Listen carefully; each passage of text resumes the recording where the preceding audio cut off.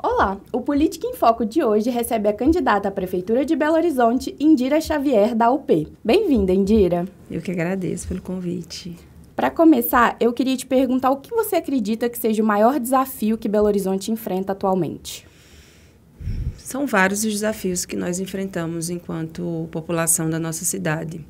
Mas acho que a principal dela é a gente ter o compromisso de combater aqueles que são os grandes empresários, os ricos da cidade de Belo Horizonte, que afetam diretamente a vida da classe trabalhadora, né? Porque eles são os responsáveis por toda a falta de acesso à política e a direitos que a gente tem vivido, exatamente porque a gente tem uma gestão da prefeitura que, ao invés de cuidar do nosso povo, serve ao interesse desses que já são muito ricos. O segundo tópico, eu acho que é um dos mais sensíveis para os belo-horizontinos atualmente, é a mobilidade urbana.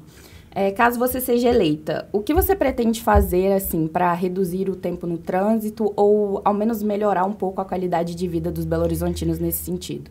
Olha, para você que está nos assistindo, ouvindo, enfim, eu sou usuária do transporte coletivo da nossa cidade, assim como deveriam ser todos, né, aqueles que postulam a cadeira ou que já estão em alguma cadeira, seja como vereador ou até mesmo na prefeitura, porque é muito difícil você dizer que vai fazer e resolver o problema do transporte quando você não usa o transporte da nossa cidade para ver que causa é. Porque não basta você dizer que Belo Horizonte é o segundo pior trânsito do nosso país.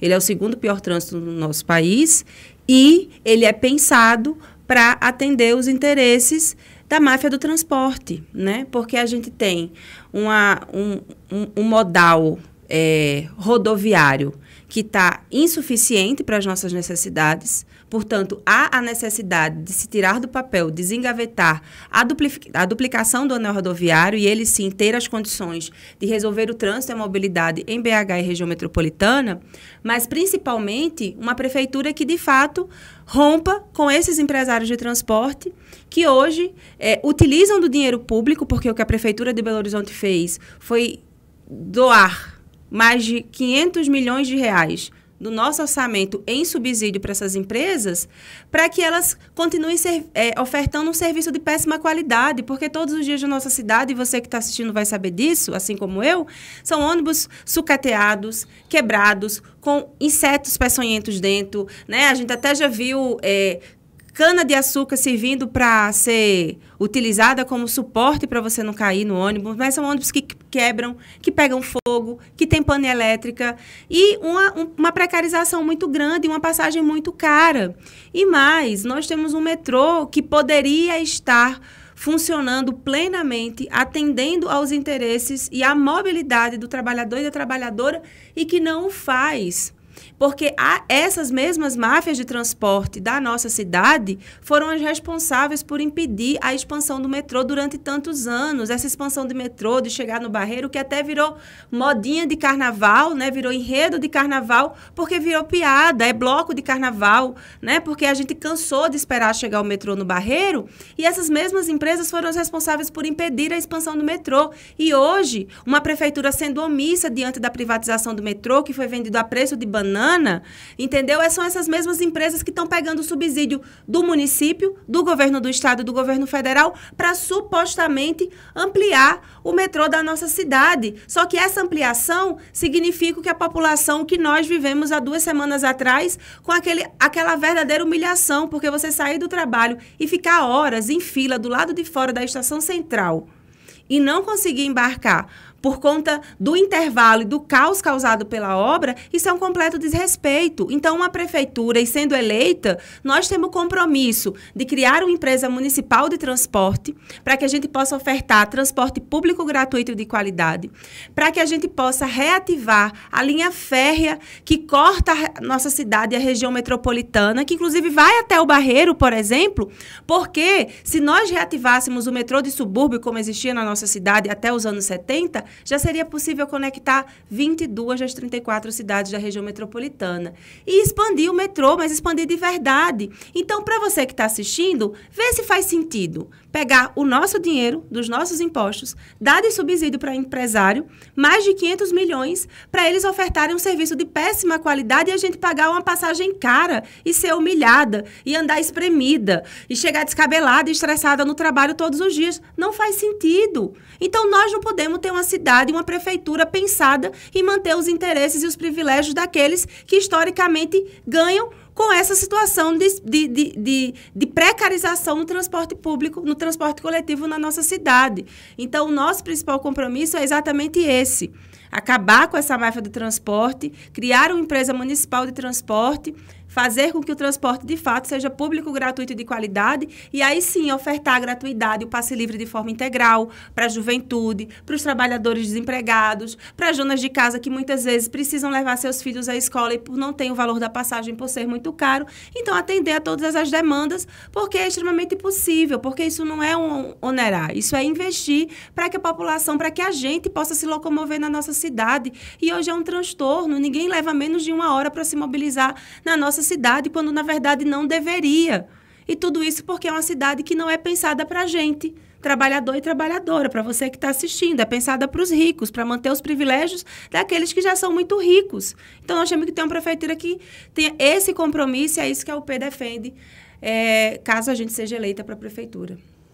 Outro tópico muito sensível para nós, moradores de Belo Horizonte, é a saúde, né? Caso eleita, o que você pretende fazer para melhorar a qualidade e acessibilizar os serviços de saúde? Olha, vou falar aqui também na condição de usuária. Eu sou usuária do SUS, né? Todos nós deveríamos ser, mas principalmente aqueles, né? Porque eu não sei se os outros candidatos, principalmente aqueles que defendem o interesse dos ricos, são usuários. E é muito fácil quando você não depende da consulta no posto, quando você não depende de ser atendido numa emergência, numa UPA, você dizer que vai resolver o problema da saúde. E por que eu estou falando isso? Porque a realidade é que hoje há uma defasagem muito grande em equipes para poder atender a população da nossa cidade. São mais de 60 mil pessoas por cada equipe. E isso é completamente insuficiente. E o reflexo é que não há uma preocupação da prefeitura com a atenção básica, com o programa Saúde da Família, para poder ter essa relação direta e atuar, inclusive, na prevenção. E aí, qual que é o reflexo disso? É uma prefeitura que tem investido nas parcerias público-privada, que tem dado espaço para a iniciativa privada atuar dentro do SUS, dentro da saúde da nossa cidade, precarizando ainda mais as condições que já não são fáceis. Então, nós precisamos romper com as parcerias público-privadas e nós temos que exigir que cada vereador eleito dessa cidade e o prefeito eleito, eu sendo prefeita já como na condição de usuária, utilizem o serviço para a gente poder garantir, dar as condições daquilo que é necessário e que é mais sensível. E a gente precisa fazer isso dialogando com os conselhos que já existem em cada posto, nas nossas regionais, dialogando e fazendo valer o Conselho Municipal de Saúde, a sua ação deliberativa, porque tem várias coisas que estão lá e estão engavetadas porque a gestão não se comprometeu em ofertar, de fato, saúde pública gratuita e de qualidade e fortalecer o SUS. Então, nós temos que atuar e a partir das demandas, porque é isso, cada regional nossa vai ter uma especialidade a mais que vai precisar. Por exemplo, eu sou da região oeste da cidade. A região que eu moro precisa mais de pediatra, de ginecologista. Só tem um ginecologista no meu posto. Para uma população enorme. Outras vão precisar mais de clínico geral, porque tem mais necessidade de consultas especializadas. Agora, se não fizer concurso público para poder contratar os médicos especialistas, a gente vai passar anos esperando. Eu estou há meses esperando uma consulta do otorrino. Como várias outras pessoas, e você que está assistindo também está. Porque não há quantidade suficiente para o tamanho da nossa população. E, repito, uma prefeitura que tira do dinheiro público para investir na saúde e privilegia a iniciativa privada não está preocupada com a saúde do nosso povo, com a nossa saúde. Como você pretende estimular o desenvolvimento econômico e a geração de empregos na nossa cidade, especialmente nesse momento sensível economicamente que a gente está vivendo? Olha, a gente pode fazer isso de diversas formas, mas eu vou citar apenas uma. Nós podemos fazer frentes emergenciais de trabalho. E ao fazer frentes emergenciais de trabalho, a gente vai atuar junto nas periferias, nas ocupações urbanas, nas vilas, nos bairros, onde precisam ser feitas obras de infraestrutura, de saneamento, de calçamento, construção de moradia, de parques, escolas, e pegar a população desempregada, os trabalhadores e as trabalhadoras dessas regiões, que inclusive são os usuários desses serviços, para poder trabalhar, seja em regime de mutirão comunitário, seja sendo contratado para poder fazer essas obras emergenciais. Então, existem várias formas de se fazer isso, né? Então, na prefeitura, uma das pautas centrais para nós, inclusive, é criar as frentes emergenciais de trabalho, porque hoje, por exemplo, as periferias, as ocupações urbanas, precisam ser realizadas diversas obras e elas estão desassistidas. Então, se você cria frentes emergenciais, você resolve o problema da urbanização, por exemplo, das ocupações e também dos moradores das próprias comunidades que estão desempregados, mas que são pedreiros, eletricistas, serventes, ajudantes que podem contribuir com a sua comunidade e ainda sair, né, da triste fila dos desempregados. A educação pública é fundamental para o desenvolvimento da cidade, né? Caso eleita, o que você pretende fazer para melhorar esse acesso à educação? Primeiro, ter compromisso com os trabalhadores e as trabalhadoras da educação da nossa cidade, que têm sido desrespeitados ano após ano. Porque o que a gente já assistiu de trabalhadores e trabalhadoras sendo agredidos na porta da prefeitura pela guarda municipal, tomando jato de água, não sendo ouvidos nas suas demandas e necessidades por essa gestão, isso é a primeira coisa que a gente não vai acontecer.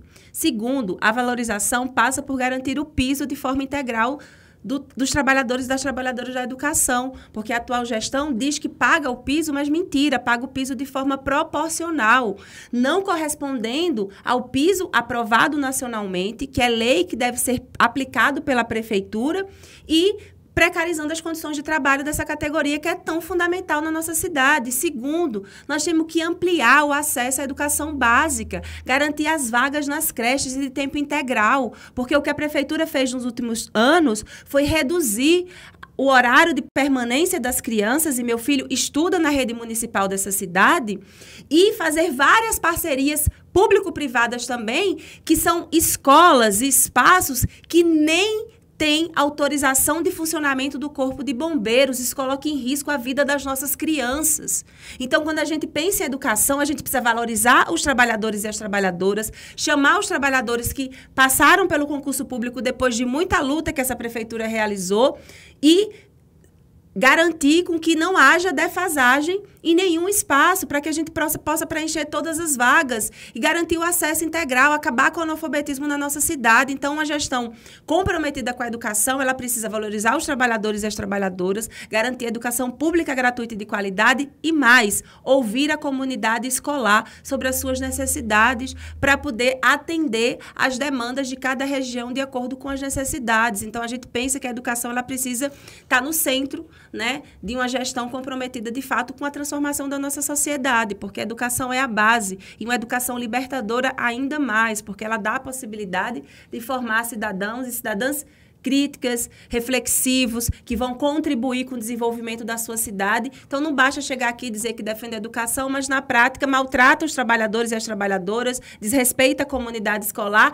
e coloca a vida das nossas crianças que estão na educação em risco.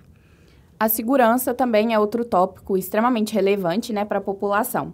Caso eleita, quais medidas podem ser implementadas para melhorar a sensação de segurança na nossa cidade? Olha, você combate insegurança garantindo exatamente direitos. A gente acabou de falar da educação, mas cultura, lazer, emprego, né, fazer com que a gente viva a nossa cidade e tenha perspectiva nela.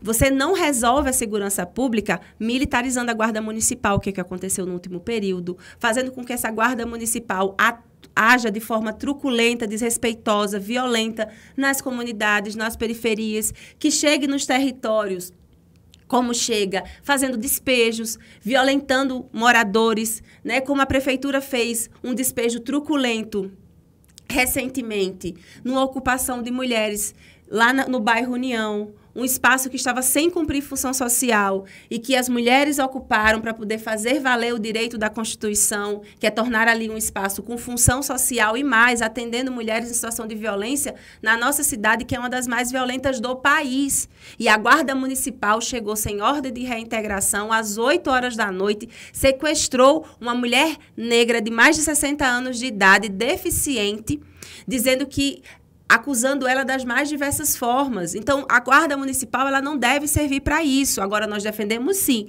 uma polícia comunitária que vai atuar nos territórios onde a gente possa se sentir seguro. Mas a realidade hoje é que a gente olha para a Guarda Municipal e não se sente seguro. Então, a gente se sente tão inseguro quanto se não estivesse, porque eles representam exatamente esse braço armado que não está a serviço de proteger a população da nossa cidade, mas de praticar repressão e violência contra aqueles que estão se organizando para poder garantir direito à cultura, lazer, esporte, à moradia, enfim. Então, na condição de prefeita, nós vamos ampliar o acesso à saúde, à educação, geração de emprego e renda, como mecanismos reais, né, e efetivos de diminuição, né, da sensação de insegurança na nossa cidade e transformar a nossa Guarda Municipal numa polícia comunitária desarmada para que ela não siga sendo violenta e truculenta como hoje é. As mudanças climáticas também têm impactado bastante a vida dos belo-horizontinos, especialmente nos últimos anos, né?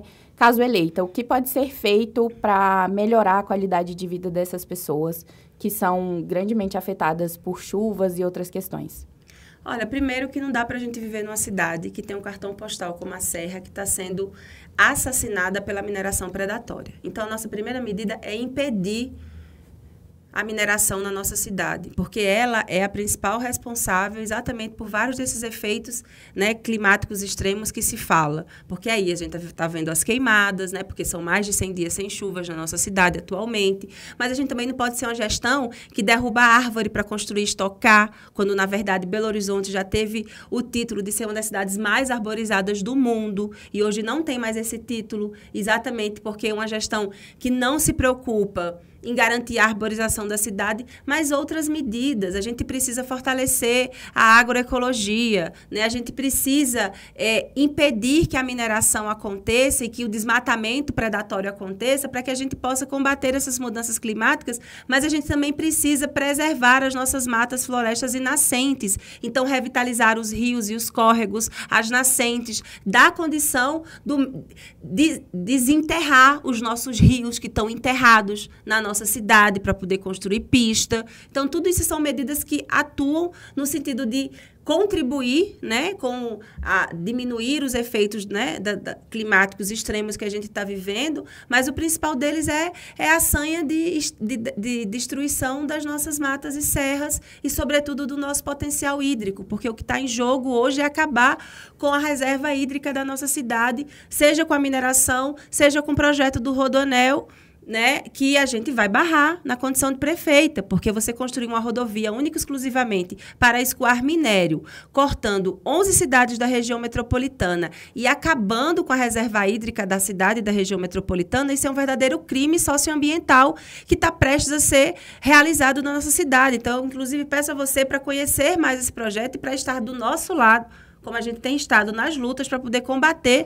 esse projeto que não vai resolver a mobilidade da nossa cidade. Como eu já falei, a gente resolve a mobilidade de outra forma, né? Então, convido você a conhecer, mas, sobretudo, impedir que a sanha por lucro desses que já são muito ricos afetem diretamente todo o nosso ecossistema, que é o que está acontecendo hoje. Então, nós temos que combater, na condição de prefeita, qualquer medida nesse sentido. Então, barrar a mineração, barrar o Rodoanel e revitalizar todos os rios nascentes da nossa cidade, assim como estimular, né, enfim, as agroflorestas, para poder a gente melhorar o clima e, obviamente, replantar, né, porque a prefeitura derrubou uma centena de árvores na nossa cidade, nós temos que fazer esse replantio para poder a gente ter perspectiva e qualidade de vida no próximo período. Como você pretende envolver a população, né, nas decisões da administração e garantir transparência no seu governo? Olha, a Unidade Popular pelo Socialismo, ela defende o poder popular. E o que é o poder popular? É exatamente isso. Eu, você que está assistindo, ser poder.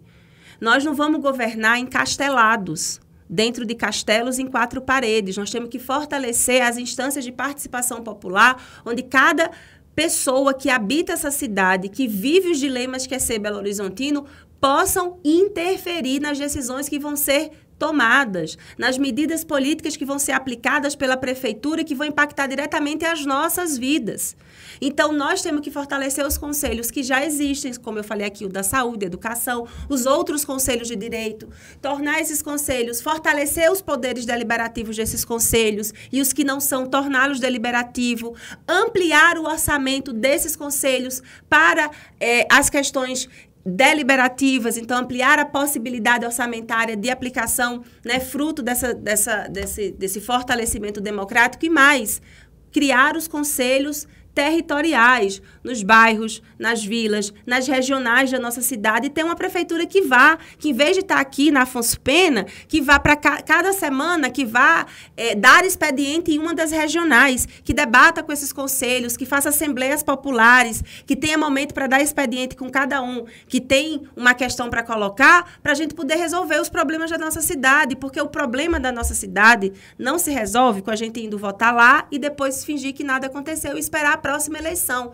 O nosso problema se resolve quando, além de votar, a gente constrói o poder popular, a gente organiza a nossa revolta. E é isso que a UP tem chamado a cada um e a cada uma que tem nos assistido, que tem nos encontrado nas ruas, entregando o nosso material. A gente tem chamado cada um a organizar conosco a sua revolta. Não só votar 80 nas eleições, mas se organizar nos diversos movimentos que constroem esse partido, que é o partido das lutas da nossa cidade, que enfrenta o processo eleitoral como mais um instrumento de potencializar as lutas por direitos que a gente já faz todos os anos, porque é a nossa luta que muda a vida. O processo eleitoral, ele é importante, nós devemos participar dele, mas nós devemos mais do que participar votando no dia 6, construindo as alternativas de participação popular e as pressões necessárias para que a gente tenha os parlamentares eleitos, de fato, atendendo aos interesses do povo e não aos seus interesses individuais. Então, quando eu falar aqui que um vereador, que uma vereadora tem que não só ter o seu salário reduzido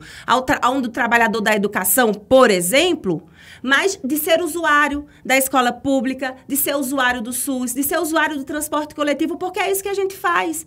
Então, é muito fácil você legislar quando você não usa o SUS, quando você não usa a escola pública, quando você não usa o transporte coletivo. Então, nós estamos chamando você, trabalhador e trabalhadora, a perceber que você pode e deve ser poder, e as instâncias de participação que nós vamos criar na prefeitura são essas, para poder fortalecer o poder de decisão do povo da nossa cidade. Finalizando, tem alguma outra proposta da sua gestão que a gente não citou, que você queira destacar? Bom, eu queria colocar aqui 2 questões, né? Primeiro, a gente precisa resolver o problema da moradia na nossa cidade. E a nossa primeira ato, né, sendo eleita, é exatamente notificar todos os grandes empresários dessa cidade que possuem imóveis que apenas servem para especulação imobiliária, que eles têm que dar função social. E o que eu estou falando é o que está na Constituição Federal do nosso país.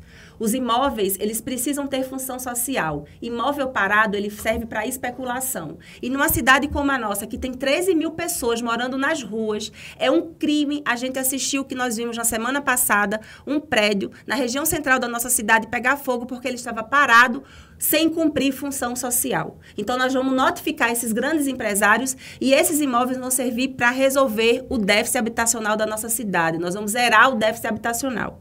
E outra questão fundamental é a gente combater a violência de gênero, né? Esse mês é o mês do Agosto Lilás, são 18 anos da Lei Maria da Penha e a nossa cidade é uma cidade extremamente insegura. Então, você, mulher que está me ouvindo, precisa se organizar para a gente poder combater a violência de gênero nessa cidade, porque não basta ter a Lei Maria da Penha, é necessário fortalecer e ter as políticas públicas. E é um absurdo uma cidade como a nossa não ter centros especializados em todas as 9 regionais. Então, muitas vezes, uma mulher que está no extremo da nossa cidade não tem condições de se locomover até o centro, ou vem e é humilhada porque fica horas na delegacia e não consegue ser atendida. Então, nós somos a maioria do eleitorado, nós somos mais de 54% da população. Nós temos que fazer valer o nosso direito, votando em mulheres comprometidas, como eu sou, para a gente poder ter pela primeira vez uma mulher prefeita, mas que vem de uma trajetória de combate à violência violência de gênero, porque eu, na condição, né, de candidata, mas antes disso, eu sou militante do Movimento de Mulheres Olga Benário, que aqui nessa cidade organizou a primeira ocupação feminista de mulheres, que é a Ocupação Tina Martins, que é um espaço que há 8 anos acolhe mulheres em situação de violência. E nós precisamos cuidar das nossas mulheres para que elas não se sintam inseguras ou não tenham, infelizmente, o destino que aquela jovem teve de 22 anos no dia que a Lei Maria da Penha completou 18 anos de ser assassinada com a faca do seu enxoval. E essa é a realidade que está colocada. Eu falei aqui mais cedo da ocupação Edneia Ribeiro e também, infelizmente, foi mais uma vítima de feminicídio na nossa cidade. Então, não dá para dizer que a cidade de Belo Horizonte é segura para nós mulheres, porque nós somos assediadas no transporte coletivo, dentro dos postos de trabalho, a gente vive em condições precárias, somos as que moramos mais nas periferias, que passamos mais fome, que temos mais dificuldade. Então, eu quero chamar você a conhecer o Movimento de Mulheres Olga Benário, a organizar a sua revolta, fazer essa luta de enfrentamento à violência contra as mulheres e, sendo eleita, nós vamos ampliar as políticas de combate à violência de gênero contra as mulheres, assim como todas as outras políticas que possibilitem que a gente esteja nos espaços públicos da nossa cidade. Para finalizar, eu queria saber por que você quer ser prefeita de Belo Horizonte e por que você acha que é a melhor opção dentre os outros candidatos.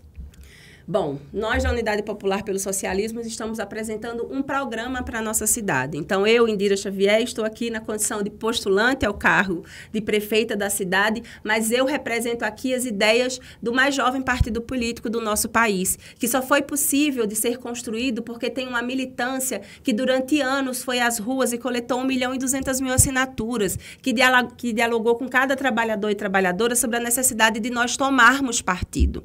E nós combatemos os candidatos que defendem os interesses dos ricos, não é fazendo conciliação, não é fazendo conchavos, é apresentando um programa radical de quem vai na raiz do problema. Porque nós não vamos resolver o problema do transporte da nossa cidade dando dinheiro para empresário. Nós vamos resolver o problema do transporte na nossa cidade criando uma empresa municipal de transporte. Então, isso é radical, é você ir na raiz do problema.